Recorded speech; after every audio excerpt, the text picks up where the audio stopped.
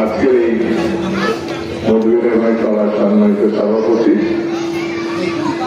আর এখানে চুয়াডাঙ্গা এবং আলমডাঙ্গা জেলা থানা বিএনপি এবং অঙ্গ সংগঠনের নেতৃবৃন্দ উপস্থিত আমার দূরে বোনেরা আমরা দীর্ঘদিন ধরে আপনারা আমাকে বলতেছেন দুইবার আমি দুইবার এসেছিলাম। আমি জানি আলমডাঙ্গা হচ্ছে ধানের শীষের জায়গা, চুয়াডাঙ্গা হচ্ছে ধানের শীষের জায়গা। যেখানে এই কথা ভেবে আমাদের বসে থাকতে হবে, আমাদের ঘরে ঘরে যেতে হবে, ভাইয়ের কাছে বোনের কাছে চাচার কাছে নানার কাছে দাদার কাছে দাদির কাছে কারণ ভোটার মালিক না। আমরা যদি বসে থাকি এবার বিএনপি জিতেই যাবে, আমাদের তো কোনো পার্টি নেই। স্বাভাবিক কারণে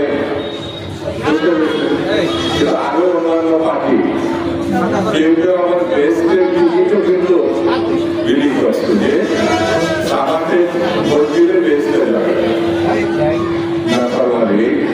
এই কথা ভাবা যায় দেশ রোজ সমাধানের ময়দানে আল্লাহ তারা ঠিক করবে কে দুর্যোগে যাবে কে বেসতে যাবে।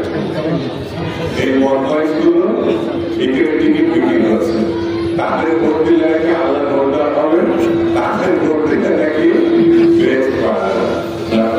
তাকে বলে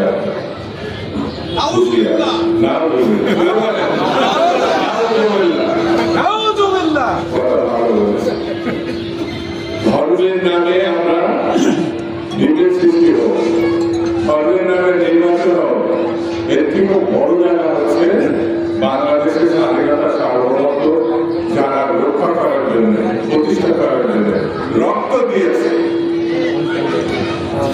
লড়াই করেছে, মুক্তিযুদ্ধ করেছে। যেমন শহীদ জামান যখন স্বাধীনতা ঘোষণা করেছিলেন, যখন আওয়ামী লীগ তখন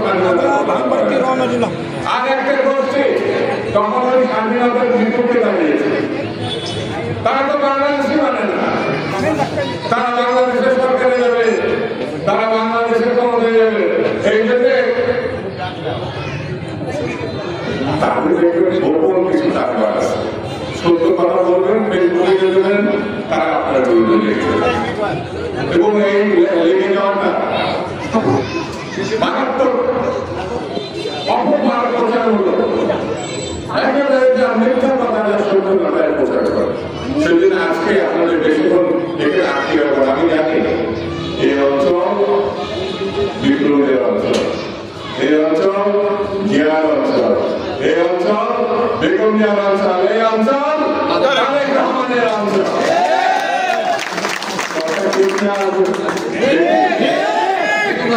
এবার দুজনে হাত করবেন, দুজনে হাত করলাম, এবার একটা তালি দেন।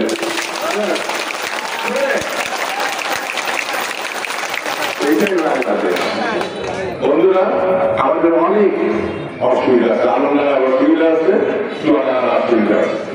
সরকার যদি বিএনপি না হয় এই অসুবিধাগুলো রোধ করা যাবে। আমাদের কৃষকরা খারাপ আছে, আমাদের শ্রমিকরা খারাপ আছে, মেহনতি মানুষ, গরিব মানুষ বড় খারাপ আছে।